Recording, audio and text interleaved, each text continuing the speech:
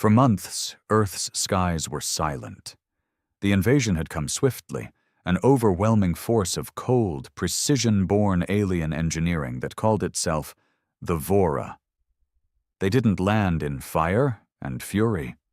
No, they simply hovered, cloaked in the upper atmosphere like a constant storm cloud. They broadcast a single message across all frequencies in every human language. You will surrender, or you will be erased. The governments folded faster than anyone expected. The UN crumbled.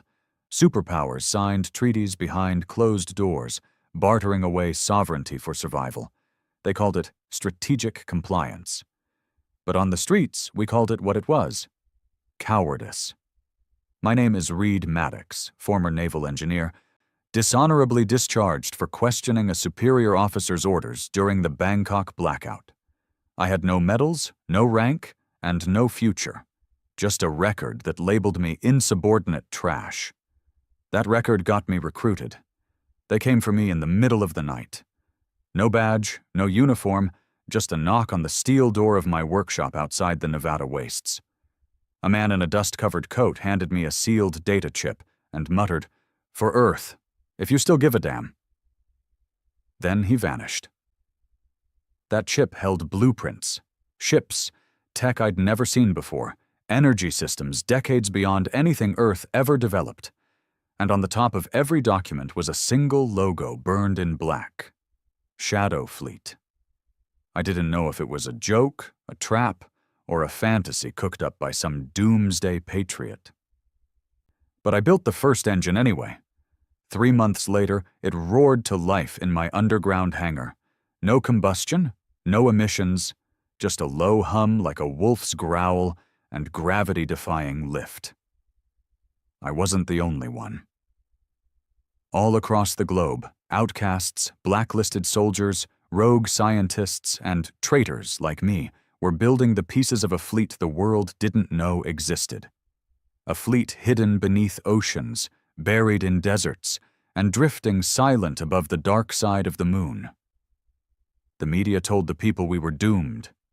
Surrender was survival. Resistance was madness, but they didn't know the truth. Earth never surrendered. The politicians did. The rest of us? We built something they'd never see coming. By the time the Vora began sending down enforcers, towering biomech soldiers with no faces and no mercy, we were ready. The first real strike came over Siberia. The Vora leveled a resistance compound suspected of housing tech smugglers. No survivors.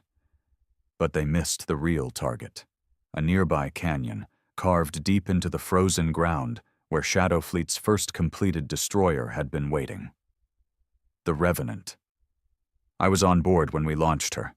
No fanfare, no flags, just a cold, humming silence in the command deck, and 5 other men who, like me, had nothing left to lose. We didn't ask for permission. We didn't answer to governments. We answered to one thing: Earth's dignity. I remember watching the Revenant rise through the ice-blown clouds, the stars unfolding above us. I remember the weight of silence as we broke atmosphere. No cheering, no music, just raw focus. And I remember the voice of Captain Devereaux as he stood at the helm and gave the first order of resistance: "Make them bleed." We attacked a Vora scout ship, took it down in less than 4 minutes. The bastards didn't see it coming. They thought humanity was done. Broken. Bent over by our own leaders who couldn't stomach the idea of a war we might lose. What they didn't know is we'd been building in the shadows for 10 years. The Vora's calculation was perfect, but their math didn't account for human spite. Now they know. We are not compliant, we are not afraid, and we are not done. We are the Shadow Fleet, and we're just getting started. The Revenant drifted silently in low orbit. Cloaked by adaptive plates forged from Vora alloys we'd stolen during early recon raids. We were invisible to their scans, their satellites, their goddamn arrogance. We stared down at Earth like ghosts haunting a home that forgot us. "Targets acquired," said Brennan, the ship's tactical systems officer, ex-Space Force, booted after a political scapegoat scandal. He pointed at the screen. 2 Vora cruisers descending over West Africa. Civilian suppression protocol. Standard sweep. Translation, Devereaux muttered. They're about to torch a refugee sector and call it pacification. He gritted his teeth and turned to me. Maddox, you good with the jump engine? As good as it gets, I said, checking my readouts. But a full charge only gives us 15 seconds of phase shift. We hit fast or not at all. He gave a slow nod. 15 seconds is all I need. We hit the jump drive. The Revenant didn't lurch or twist. It simply vanished. One moment in orbit, the next, bam! We dropped out in the upper troposphere like a falling hammer. Alarms blared from the cruisers. They scrambled, but they were 2 seconds too late. We were already inside range. Brennan, light them the hell up! Twin lances of kinetic plasma tore through the first cruiser's belly.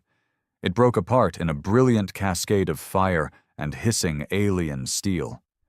The second managed to loose a shock pulse, an anti-electronics weapon, but our shielding held. Barely. We hit back. Hard. The Revenant's side guns opened like wrath made metal. Rail cannons punched holes clean through the second Vora ship, until its propulsion gave out, and it dropped like a dying god, straight into the ocean below. Silence followed. 2 kills. No civilian casualties, Brennan said flatly. We done being ignored? Not yet, Devereaux answered, eyes locked on the wreckage. Now they know we're real. Let's make sure they remember. But that silence didn't last long. When we returned to the dark side base, a fleet yard carved into a lunar crater shielded by tech older than our species. The other captains were already waiting. The Shadow Fleet had grown. What started as whispers was now a war machine.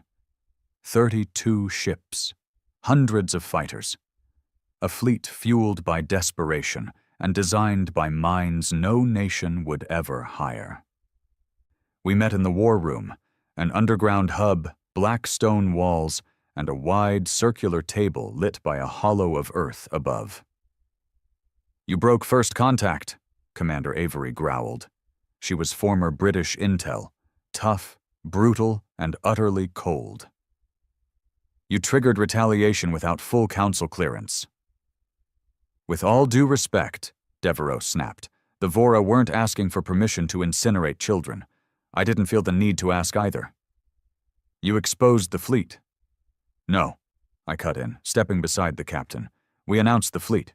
You think hiding in a crater was the plan forever? Avery stood, fists on the table. You don't understand, Maddox. We don't have the numbers for open war. You built the engines, you've seen the output curves. We can't sustain this. Not yet. Then we die slowly? Devereaux fired back. One compound at a time? One bloodbath at a time while the official governments hold peace talks with monsters?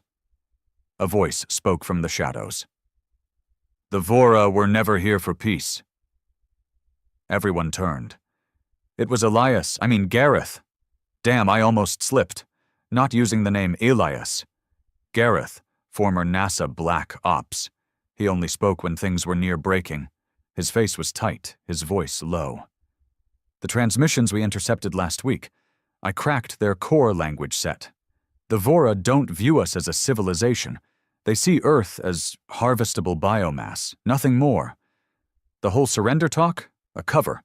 A delay tactic while they build the main siphoning rigs in orbit. The room went silent. He clicked a console.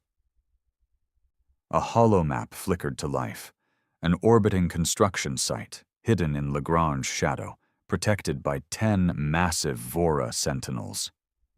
It's called the Gorge Core. Once it's complete, they'll drain the oceans, the atmosphere, even trace metals. It's not conquest. It's stripping a planet bare. How long? I asked, my mouth dry. Less than 60 days. We stood there, staring at the death of Earth in 3D. All the debates, all the warnings, all the surrender talk. It was theater. designed to distract the species while the knife went in. Devereaux's voice dropped into gravel. Then we hit them first.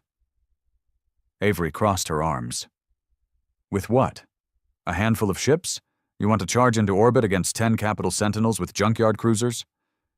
They're not junk anymore, I said. We've got the engine tech.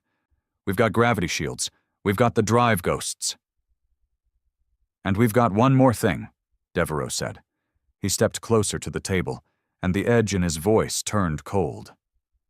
We've got nothing left to lose. That's when the alarm triggered. Red lights, sirens, comm chatter blaring across every channel. Base breach, internal breach. We've got infiltrators. Chaos. The war room shook. I heard the distant thump of explosions down the eastern shaft. How the hell did they get inside? Gareth roared. Brennan pulled a feed onto the holo screen. What we saw made my blood run cold. They weren't Vora. They were humans. UN Black Ops. Not supposed to exist. Gear was military but not on any registry. Every man moved like a ghost, firing with kill precision. They sent hit squads, Devereaux muttered. The same bastards that signed surrender treaties. They just tried to wipe us out. Avery was already calling orders. Evacuate Deck 4. Lock off the hangars. Get every ship to alert status. We scrambled. I ran to the hangar bay with Devereaux and Brennan. As we sprinted through the curved lunar corridors, I saw bodies, techs, engineers, even kids who worked in comms. Shot in the back. Executed. They didn't want to capture Shadow Fleet. They wanted to erase us. We reached Revenant just as the outer doors were breached. I heard metal groan, the distinct whine of a pressure drill grinding into the airlock. Punch launch protocols, Devereaux shouted. I jumped into the systems panel, engines hot, grav core humming, cloak active. The Revenant lifted just as the intruders broke through. One of them, masked, armored, ran into the hangar, saw our ship rising, and launched a shock missile. Too slow. We cleared the launch tunnel and blasted into space, leaving fire and betrayal in our wake. That's it then, Brennan said later, voice shaking in the silence of orbit. The Earth governments just made us enemy number one. No, Devereaux said, eyes locked on the gorge core orbiting in the distance. They made us the last line Earth has. The truth was simple. The Vora wanted to strip the planet bare, and the people we once called our leaders? They were helping them. We didn't just have to fight aliens. We had to burn the traitors with them. 3 days after the breach on the dark side base, we were back in the black. Silent. Watching. The Revenant drifted like a ghost in the debris field of a broken weather satellite, hiding between scraps of obsolete tech and shattered solar wings. Earth loomed far beneath us, blue and vulnerable, but our eyes were on the monsters above it. There it was, one of the Vora Sentinels. It hung in orbit like a god made of knives, black, jagged, motionless. No lights, no heat trails, just a perfect triangle of death outlined against the stars. That was our target. We weren't there to destroy it. Not yet. We were there to board it. You're sure this plan isn't suicide? Brennan muttered, running a systems check with twitchy hands. Not sure, I said. But it's what we've got. Good enough, Devereaux said. He stood behind the command chair, arms crossed, eyes locked on the Titan in front of us. We breach, we extract data, and we get the hell out before it wakes up. Gareth had spent the last 48 hours decoding Vora communication bands, trying to intercept signals bouncing between the gorge core and the orbiting Sentinels. Most of it was encrypted beyond anything human tech could crack. But something in the static didn't sit right with him. They're not just guarding the core, he'd told us. They're waiting, sinking, preparing something. So, we had to know what. The plan was simple. Use the Revenant's drive ghost tech to glide past the Sentinel's detection radius, latch onto its hull, and send a small infiltration team, me, Brennan, and Devereaux, into the ship through one of its venting nodes. If we could crack its internal systems and download even a fragment of its command structure, we'd know what the hell they were building, and more importantly, how to kill it. The moment of contact was near. I could hear my own heartbeat in the silence. "Engaging clamp talons," I whispered. The Revenant's undercarriage extended 6 razor arms that latched onto the Vora's hull with precision. No alarms, no resistance.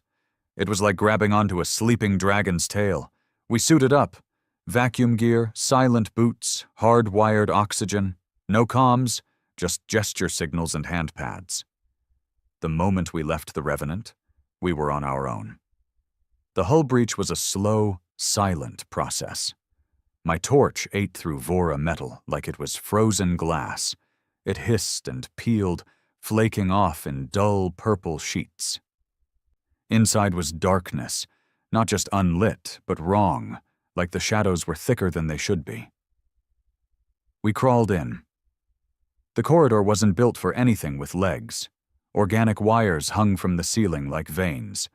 The walls pulsed faintly, and the air, or what passed for it, smelled of metal and rot. "I don't like this," Brennan signed. "Focus," Devereaux signed back. We moved deeper, following Gareth's mapped assumptions based on Vora ship design. Every few meters, we passed strange glyphs burned into the walls. No language, just symbols that made your skin crawl if you stared too long. Then we reached it, the core chamber. A giant sphere suspended in anti-gravity, humming with sickly green light. Beneath it, consoles, alien tech, floating with no visible support, flashed with unreadable data. And there, near the far wall, was a pod, human-sized, glowing. "What the hell is that?" I signed. Devereaux moved closer. The pod's surface shimmered like glass, but what was inside wasn't mechanical. It was organic. It looked like a human. But not quite. Tall, pale gray skin, black veins, and a face twisted in agony. Tubes ran from its neck into the ship's walls, like it had been hardwired into the machine. And then, its eyes opened. I didn't scream. I couldn't. The thing stared right at me, right through me, and mouthed something I couldn't hear. Then the console behind it flared. Alarms. In Vora frequency. The room shuddered. We'd been found.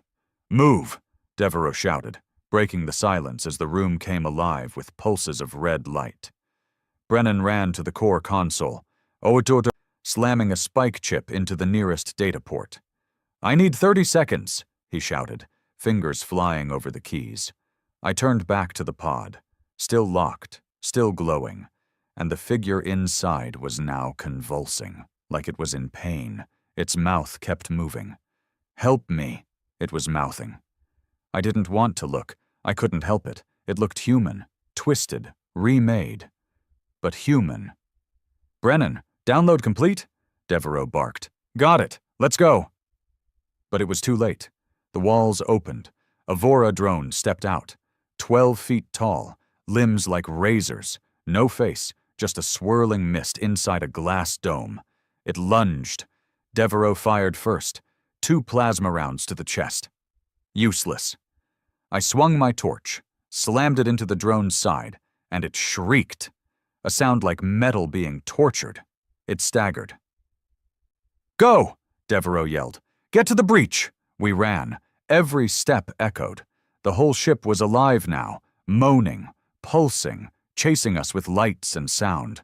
We turned corner after corner, the drone howling behind us.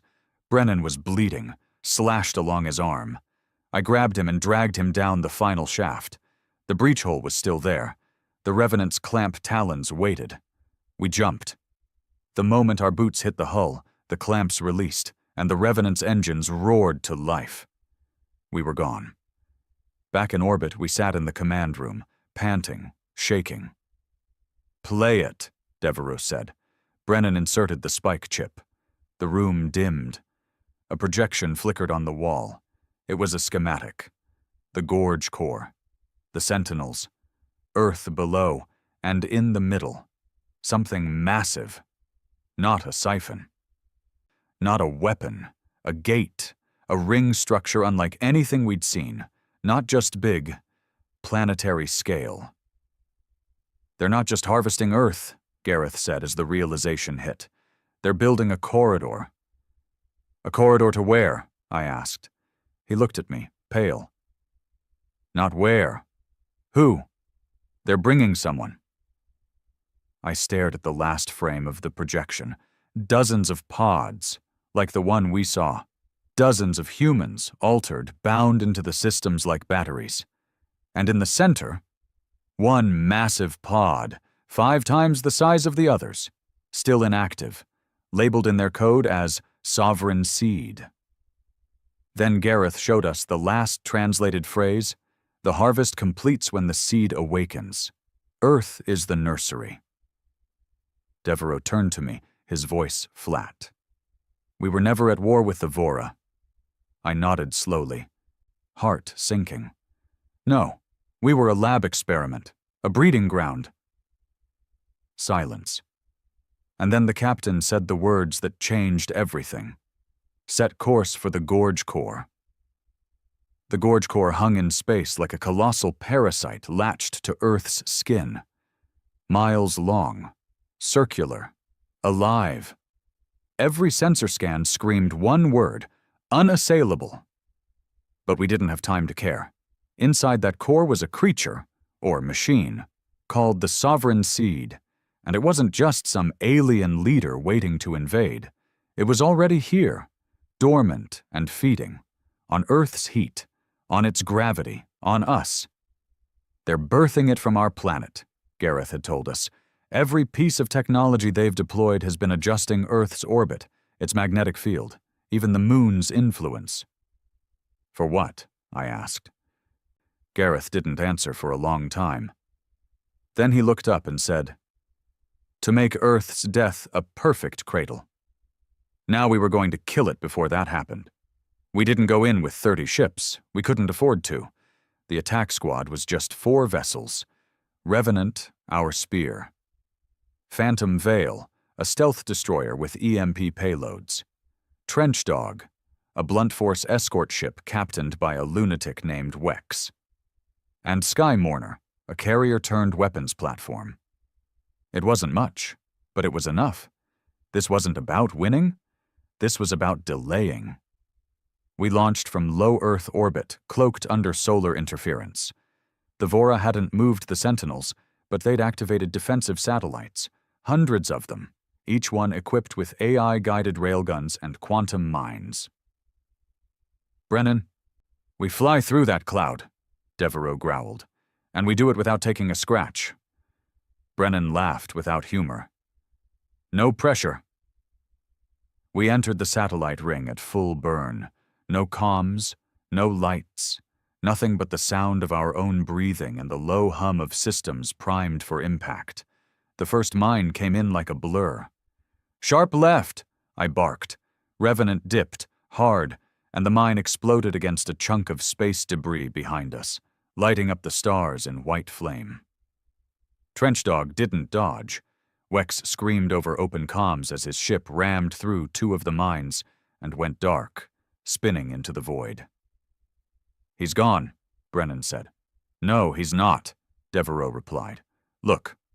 Wex's ship, shredded but burning, slammed into one of the defensive satellites and detonated his fusion core. Chain reaction. 8 satellites gone in one blast. "One lunatic just cleared our path," I muttered. "Don't mourn him yet," Devereaux said. "We might be joining him soon." The gorge core appeared up close, like something made from bones and black glass. It wasn't spinning, but it felt like it was, like gravity was warped around it. We aimed for the equatorial trench, the exposed seam Gareth believed was its nerve center. That's when the Sentinels came online. 10 of them. Towering war constructs with gravitational lances that could fold a ship in half. We didn't stand a chance. Until Sky Mourner lit up. Captain Darrow, exiled from the European Defense Fleet for refusing to nuke a rebel city, had wired his entire ship with self-replicating nanobombs. He didn't say goodbye. Just hit the throttle and plowed into the first Sentinel with all weapons hot. He took 3 down with him before he detonated. The blast shattered our shields. Revenant went spinning, but we caught ourselves. Only Phantom Veil and Revenant remained. Brennan, breach window. 17 seconds. The trench will be open as the gravitational tide resets. After that, it's suicide. 17 seconds, Devereaux repeated. All we need. We plunged into the trench like a bullet. The ship screamed. Hull stress reached red. The internal lights stuttered. I held onto the console like a lifeline. Outside, the walls of the core pulsed with eerie green light, alive and watching. Alien drones swarmed from hatches, but Phantom Veil swept them aside with precise EMP bursts. We reached the nerve node, a massive sphere surrounded by antennas and cables thicker than buildings. This is it, I said. Hit the spike. Brennan launched the data spike into the node. Devereaux shouted, Hold position! Then it happened. The node opened, and we saw inside thousands of human figures, suspended, drained, twisted, the missing, the dead, the relocated from surrendered cities. They hadn't been executed. They'd been fed into the core, each one wired to pulsating veins, each one whispering in pain through unending cycles of neural harvest. A woman floated near the front, eyes still open, her lips moved. Stop it. That's when the sovereign seed began to wake. A voice, not sound, but a vibration inside our skulls rippled through the ship. You are fuel. You are function. You are nothing else. Brennan screamed and dropped to his knees. I felt my own nose bleeding. My vision flickered. The seed was speaking through our minds, digging into memory, identity, everything. Devereaux gritted his teeth, blood pouring from his ears. Hit the breach core, he roared. I activated the final charge. The Revenant's ventral missile bay opened and launched the experimental neutron slicer, our last real shot. It wasn't meant to destroy the seed, just to cut its connection from the node. The blast hit. The lights inside the trench dimmed, the floating bodies dropped, and the seed screamed. The psychic shriek echoed through every system. Our ship went dead. No engines, no lights. We floated in darkness. Then a whisper from Phantom Veil. Extraction ready? 1 shot. We activated manual thrusters, limping away from the dying nerve node. The sovereign seed writhed, but it wasn't dead, just stunned. Brennan groaned. Devereaux was unconscious.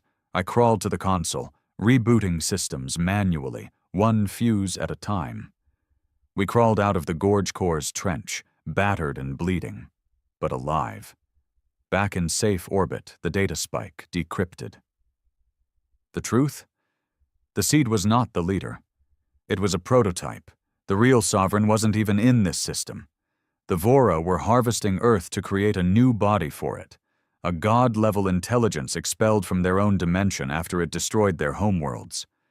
And we were the womb. Earth wasn't just a target. It was a factory, a sacrifice. And we had 60 hours until the seed reached maturity.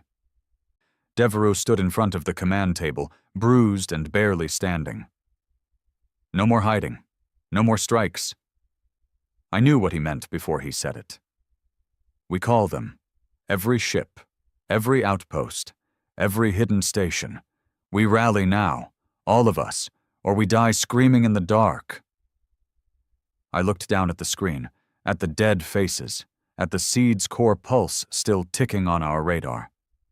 Then we take Earth back, I whispered. Devereaux nodded. We take it back, or we burn trying. We sent the signal just after dawn over Asia. Every secure frequency, every buried relay, every pirate satellite still orbiting under civilian radar. We hacked global defense networks, overridden blacklisted comms, and used the Revenant's reactor pulse to ping out one last call. Earth still stands. The Shadow Fleet is real. If you haven't bent your knee to the Vora, we need you now. All of you. It took 11 minutes to go global. Then the replies started flooding in. First were the independents, small bands, refugees turned raiders, engineers hiding in tunnels and ice bunkers. They called from frozen mountain stations, burned out oil rigs, and ruined spaceports. Some barely had working gear. Others had full prototypes of weapons Earth governments claimed never existed. Then came the defectors, pilots from the old European orbital wing.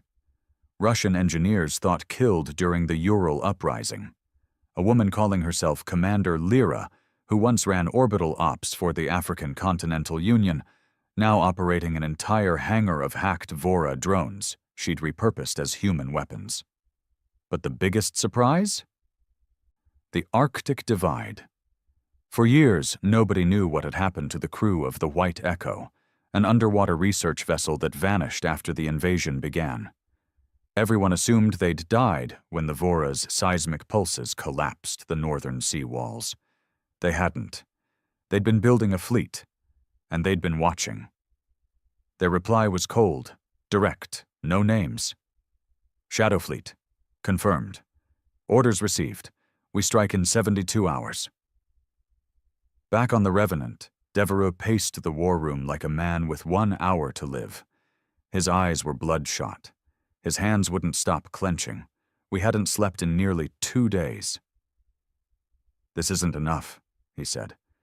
"A few hundred ships, even if we scrape the crust of Earth clean, we won't stop that thing." "The Sovereign Seed's still stunned," Gareth said. "Our neutron strike scrambled its psychic field.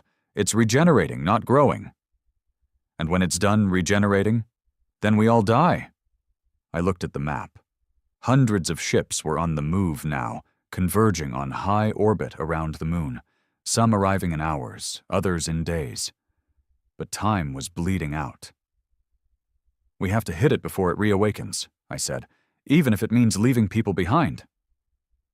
Devereaux looked at me.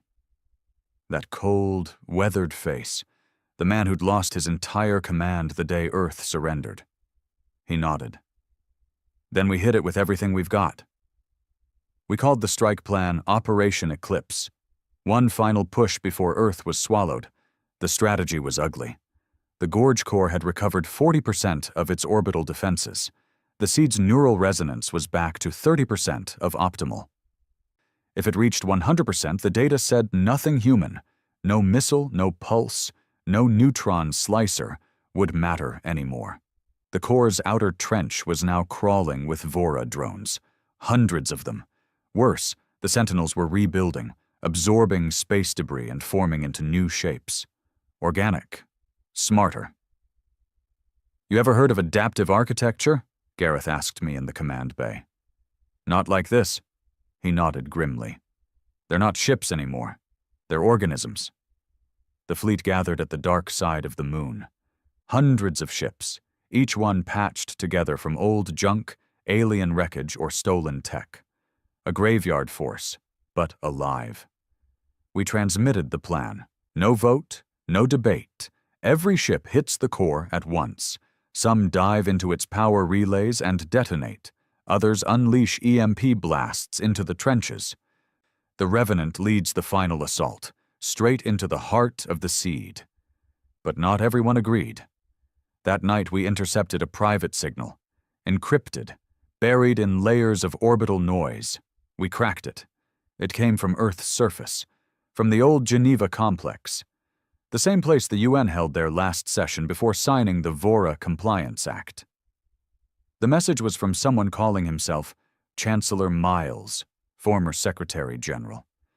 He looked older than the last time he'd been seen. Gaunt, eyes too bright. But his voice? Smooth, measured. "Shadow Fleet, cease your assault. Humanity's survival depends on balance, not defiance. The Vora have promised our preservation if we deliver you. This is not surrender. It's stewardship. I stared at the screen in disbelief. You have got to be kidding me, Brennan growled. Play it again, Devereaux said, his tone dangerous. We did. Same message, word for word. He'd recorded it as if it were a fact, as if he owned the truth now. Gareth ran a trace. The location checked out. The Geneva complex was active again, a rebuilt communication hub. And worse. He's not alone, Gareth said. We're picking up multiple energy signatures underground. Ships, not Vora, human, hidden fleets. How many? Enough to challenge us. Devereaux didn't blink. Then we add another target. I didn't sleep the night before the assault. I sat alone in the Revenant's engine room, watching the plasma cycle spin like a dying star. I thought about what Miles said, about stewardship. It wasn't peacekeeping, it was guard duty. Humanity volunteering to protect the thing that would destroy us in exchange for a seat at its feet. And somehow, they believed it, because cowards always prefer obedience over uncertainty. Devereaux joined me at some point. Didn't say anything at first. Then he spoke quietly. I had a son. I looked up. He was 10 when the Vora arrived. Smart kid. Used to build model ships in our garage. Always asked questions, always hungry for more. He paused, swallowed. When the UN signed the treaties, they told us they'd relocate key personnel's families to secure shelters. I didn't believe them, but I had orders. They put him on a carrier shuttle. I never saw him again. I said nothing, just listened. After Bangkok, after I was discharged, I tried to track the carrier. You know where it ended up? I shook my head. He looked straight at me. One of the first feeding stations, near the Pacific Core site. They used those shuttles to stock the early neural harvests. His voice broke. I joined the Shadow Fleet that night. Not to win, just to make sure they never forgot what they did to him. He stood and left me there, alone with the hum of the engine and the slow realization. We weren't fighting to survive anymore. We were fighting to hurt them back. The assault began at 400 UTC. From every corner of orbit, ships peeled out like sparks from a firestorm. Fighters surged. Destroyers screamed forward. Civilian crafts turned kamikaze. The Gorge Core opened like a wound. Weapons flew. Mines detonated. Sentinels lashed out. Sky broke apart in flame. The Revenant hit the outer trench first. Gunfire lit up the hull. The shields cracked. I felt every vibration through my teeth. "Break to Vector Delta 7, Brennan shouted. We dived. The core trench opened below us, and we fired all side batteries into its neural relay. Sparks, sizzling plasma, burning circuits. Phantom Veil was next, slamming into the command tower like a knife, its final payload detonating in a cascade of EMP fury. The Seed screamed again, that psychic cry. We felt it like knives behind the eyes, but we kept going. Inside the trench, I saw Geneva-class ships, human vessels. Painted with the old UN logo, they were defending the Seed, firing at our own kind, gunning down resistance ships that tried to breach. Miles had made good on his betrayal. "Drop all safeties," Devereaux barked. "Target the humans first." "You sure?" I asked. "They chose their god." We returned fire. Our own kind screamed over open comms. But we didn't stop. One by one they burned. And then we reached the Seed. It was awake now. The core pulsed with black light. Veins spread across the inner hull, wrapped around Earth's magnetic field. I looked down at the reactor controls. "Maddox," Devereaux said. I nodded. It was time. We armed the Revenant's core overload. Not a missile, not a bomb, the ship itself, everything we were, everything we had, burned into one last suicide strike. The countdown began. T-minus 30 seconds. Ships peeled off behind us, escaping the trench. Miles's fleet was gone, incinerated. The Seed began to rise. tentacles of dark matter pushing out from the core, trying to reach orbit, to reach Earth. T-20. Devereaux turned to me. No matter what happens next, we made them pay. T-10, Brennan hit the final override. I reached for the throttle. T-5. And then, white light. Not fire.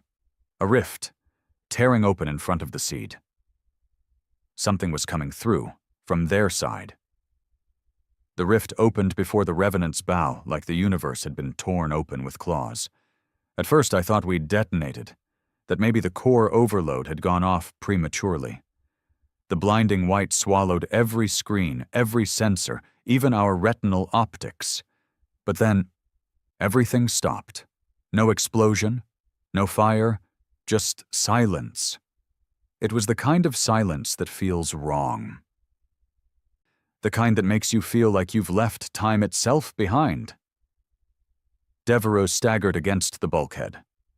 Brennan vomited into his helmet, retching and gasping as he pulled the visor free. I couldn't breathe either. My lungs were working, but no air came in. I wasn't suffocating, I was forgetting how to breathe, like something inside me was rewriting how I worked. Then the whiteness pulsed, and a voice, not like the seed's psychic scream, but ancient, spoke into every molecule of the ship. Your resistance was unexpected? Devereaux fell to his knees, blood leaking from his ears.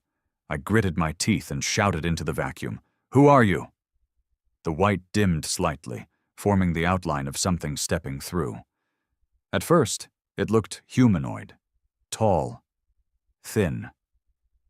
But then it kept growing, its limbs unfolding again, as if it didn't care about rules like scale or mass. The readings on the Revenant's console began displaying mathematical impossibilities, ratios that didn't exist, equations that formed recursive symbols and loops. I swear to God, one of them spelled out my name. Brennan screamed, "That's the Sovereign! That's the real one!" "No," Gareth said quietly from comms. "That's the thing they were building the seed for. The seed is just a host. That is what it was meant to carry." The being stepped fully into our dimension. Where it walked, space bent, metal warped, time shivered. We were looking at something that didn't evolve. It had been created. On purpose. And then abandoned. "This vessel," the Sovereign spoke again, "has served its incubation well. Earth's magnetic field is sufficient. Neural biomass satisfactory.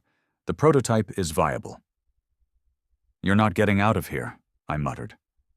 "You misunderstand." The light dimmed, revealing its eyes, if they were eyes. Infinite depth, no pupils, like looking into a hole through the concept of hope. "I am not escaping. I am returning." Devereaux managed to stand. His voice rasped, hoarse but steady. "You're not going back through that rift. You cannot stop what is not in motion. You are still thinking in linearity." That's when the ship tore apart. Not exploded, not damaged. It simply unwound.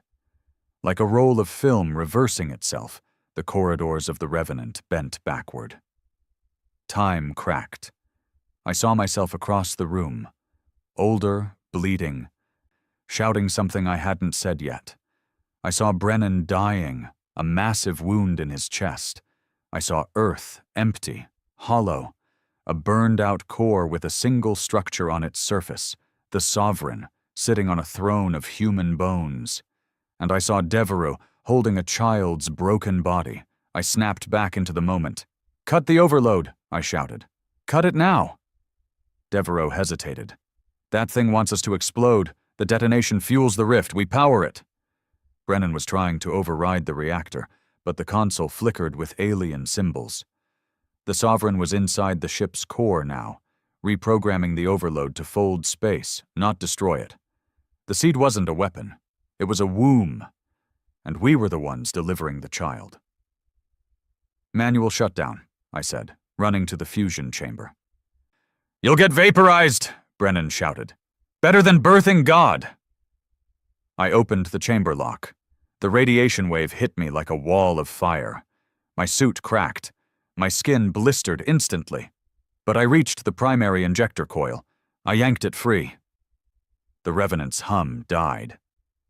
Everything went black. I woke up 2 hours later, wrapped in emergency gel, my face raw, my chest wrapped in burn mesh.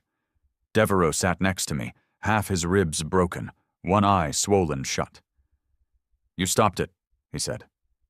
Did I? He pointed out the viewport. The rift was shrinking, not closing, not sealed, but retreating, like something inside realized the trap had failed. Gareth's voice crackled in over emergency channels. You disrupted the harmonic cycle. The rift no longer has a power source to fully form. I sat up. The Sovereign? He was silent for a moment. Still here. The Sovereign hadn't vanished. It had just descended. We tracked its movement using raw gravitational shifts and found it pulling itself into Earth's upper atmosphere. It hovered just above the Atlantic, warping clouds, boiling oceans beneath it. Nations were panicking.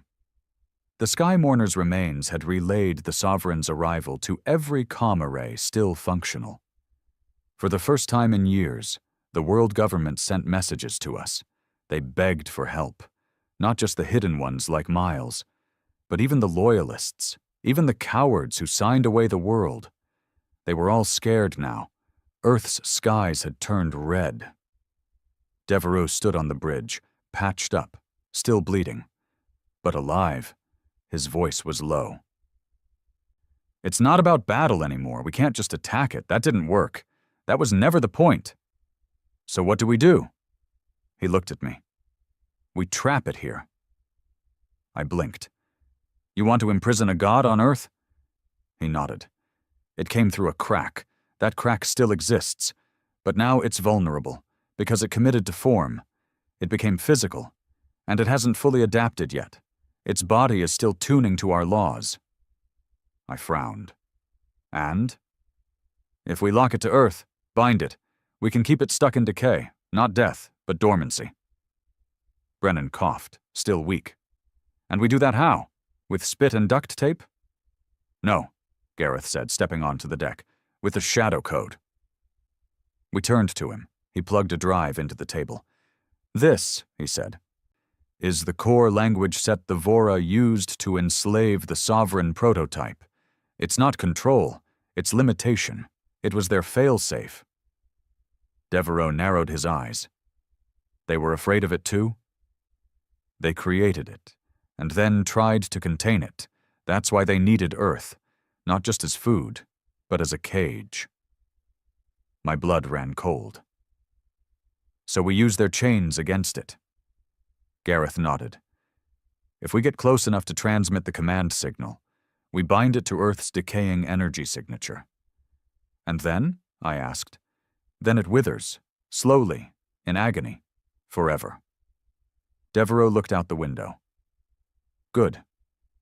We only had one ship left that could get close enough. The Revenant, stripped, burned, on backup systems, but still flying. We loaded the shadow code into a hard transmission beacon. Old tech. Immune to disruption, designed to send one signal and fry itself in the process. It would have to be manually deployed. I volunteered. No, Devereaux said. You're too valuable to this. I built the engine, Captain. That makes me the mechanic. And if something breaks... I looked at the Earth below. I'll be the one under the hood. The Sovereign hovered in the sky like a dark moon, visible from every continent.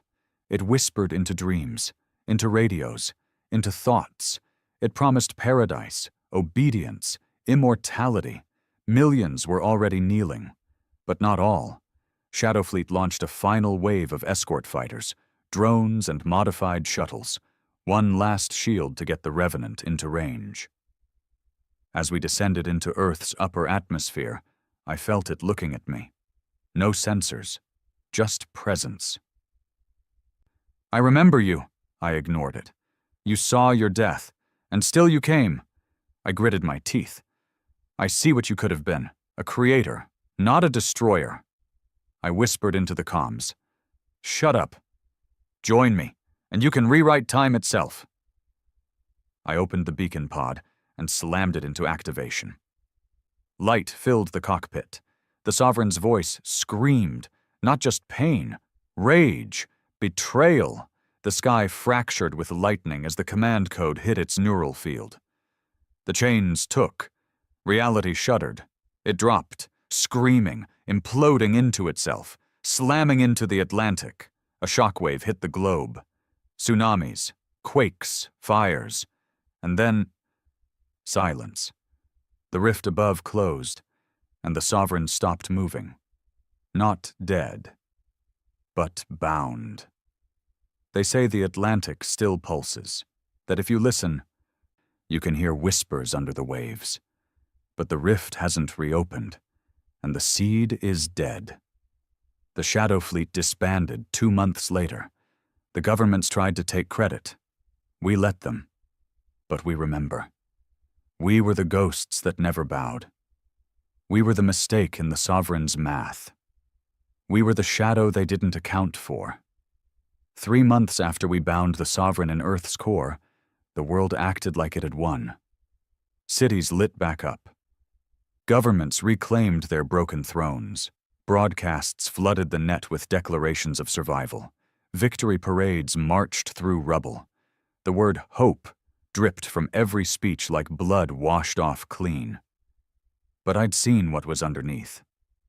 The Sovereign didn't die. It was buried, chained to the bones of Earth, sunk beneath the Atlantic where its tendrils still twitched in the trench. Not dead, not defeated, just waiting. And most of Earth had already forgotten. I was grounded now. The Revenant, our ship, our sword, our coffin, was stripped for research and repurposed into a propaganda relic parked in a memorial site outside what used to be Caracas. They gave it a new name, the Earthbreaker. They painted it white, polished the hull, removed the damage and trauma like it was something to be ashamed of. And Devereaux, gone. He disappeared the day after the mission ended. Some say he took his own life. Others whisper he walked into the ocean where the Sovereign sleeps and never came back. I don't believe either. Devereaux wasn't the type to surrender. He was the type to hide a contingency plan. One no one else would know about, because the real war wasn't over. It was just hushed. I spent most of my time now in the western wastelands, Nevada's dead zone, a solar-scorched stretch of Earth left behind after the Vora's harvest fields melted down the atmosphere and burned the biosphere clean. No comms, no patrols, just silence. Exactly what I wanted. That's where Gareth found me. He arrived in a rusted-out hover cycle, wearing scavenged gear and scars that hadn't been there last time we saw each other. His eyes had a shadow in them now. He didn't waste time. "They're building again," he said. I turned from the cracked ridge I'd been sitting on. "Who?" He handed me a datapad. "Miles's people. What's left of the compliance regime. They're not gone. Just hiding. Underground!" I read the screen. Satellite traces. Deep energy readings beneath Eastern Europe. High core signatures. Familiar shapes. No. Vora tech. I looked up. "What the hell are they doing?" Gareth sighed. "Trying to reawaken it, or control it, I don't know. They saw what it did. They don't care. They think they can be gods now, that the Sovereign was just a power source, not a threat." My hands curled into fists. Of course. Of course. We gave humanity a second chance, and it spit on it. We drove to the rendezvous, a forgotten checkpoint near the Ural Mountains. The bunker was carved into the side of a collapsed mining valley, rusted steel doors half buried in snow and dirt. Inside, what was left of the Shadow Fleet. 6 people, that's all. Brennan, Gareth. Lyra from the African orbital hangars, Commander Tsung from the Sky Mourner's engine corps, a kid named Rafe who never flew a ship but wired half of the ghost drives, and me. We sat in silence, surrounded by stripped weapon crates and the hum of dying generators. Brennan was the first to speak. They want to clone it. He looked tired, pale, something inside him still broken.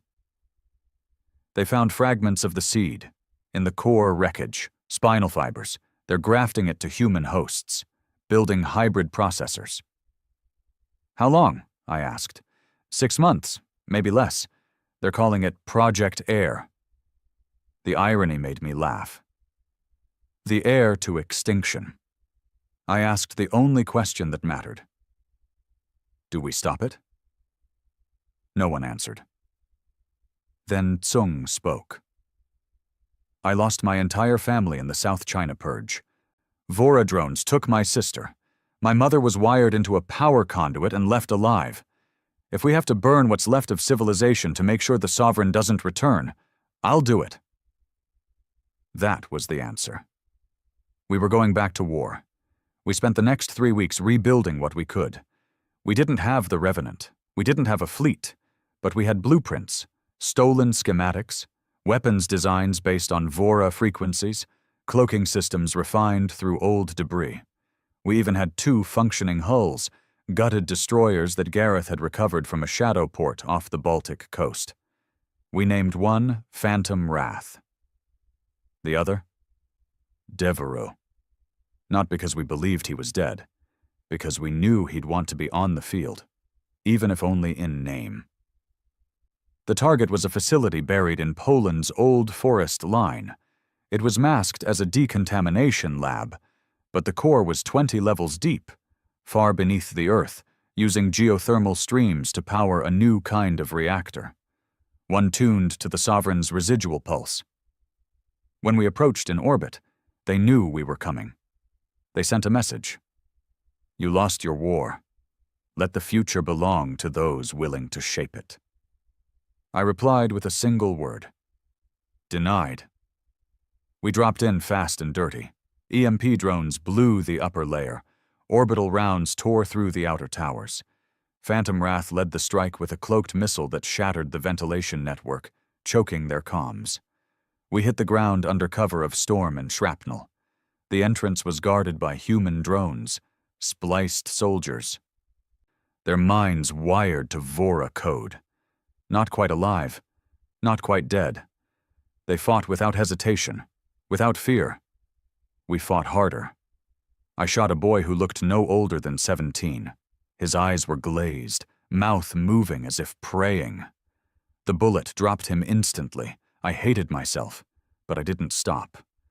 We reached the core chamber 36 minutes after landing. And there it was.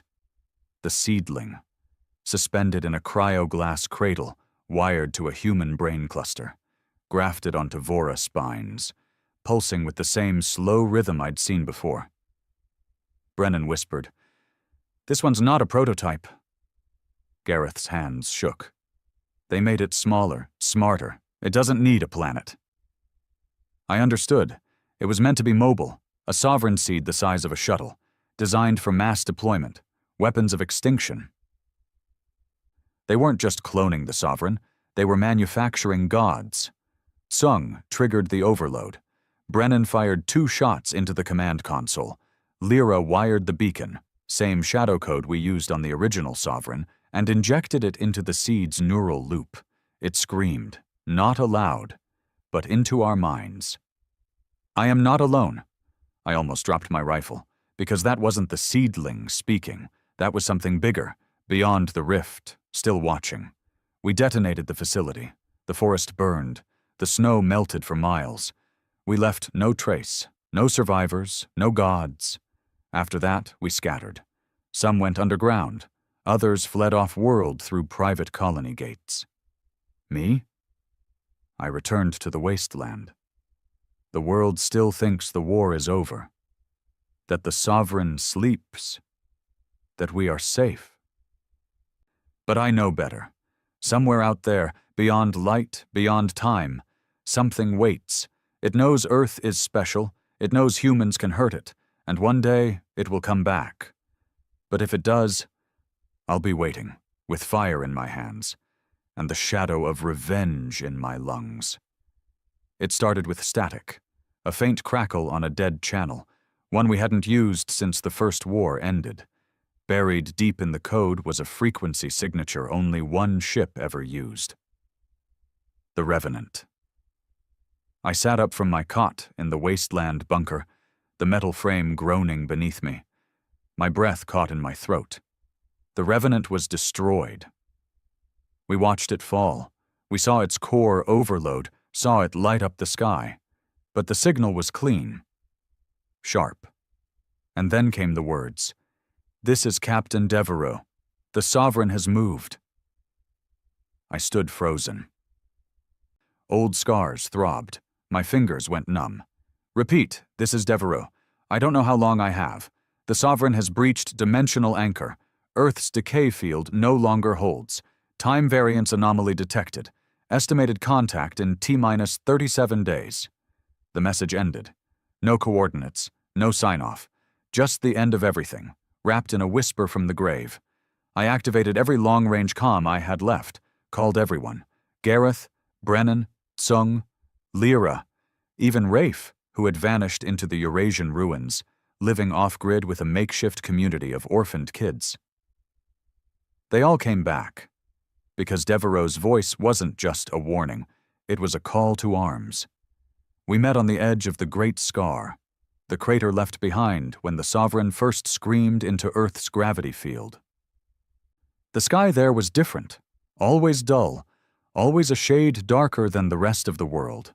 No birds, no wind, just pressure, like something watching.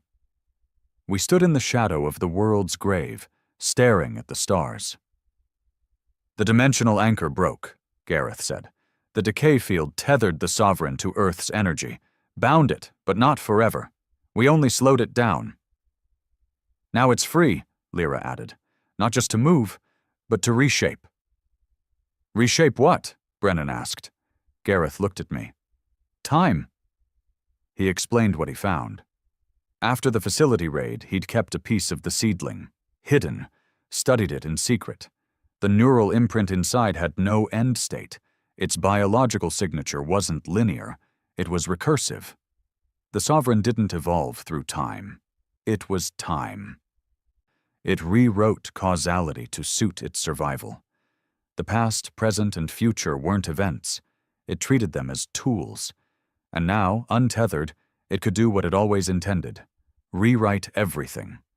The war, forgotten, Earth's resistance, erased. Its goal wasn't domination, it was revision. The Revenant's signal came from outside our solar system, a deep space echo bouncing between gravitational lenses like a ghost through mirrors. We tracked it to a single location, the Oort expanse, a dead zone beyond Pluto where no human probes had ever returned from. And something was moving out there.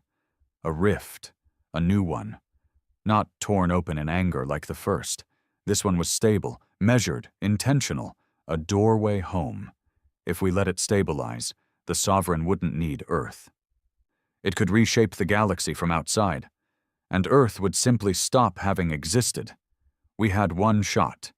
Gareth had rebuilt the Phantom Wrath, upgraded, reinforced, patched with the bones of every other ship we'd ever flown.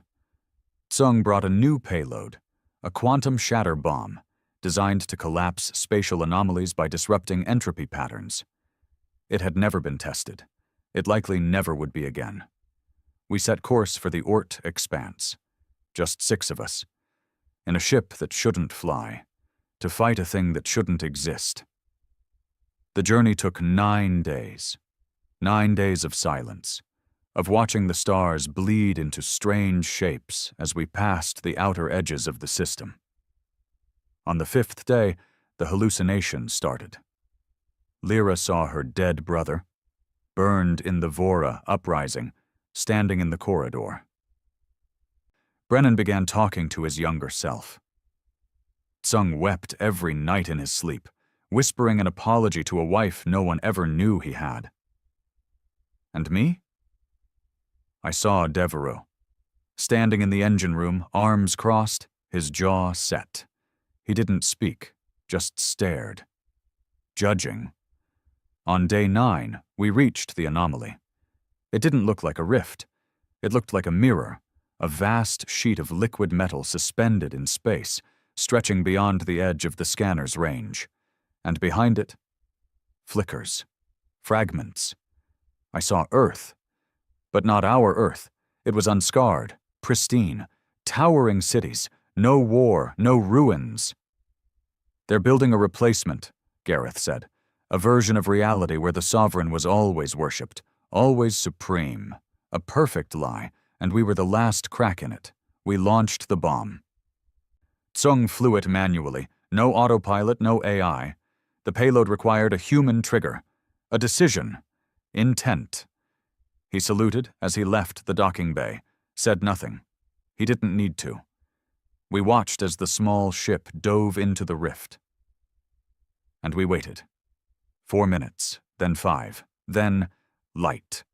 A flash so pure, so deep, it cut across every layer of space like a scalpel. The rift shattered.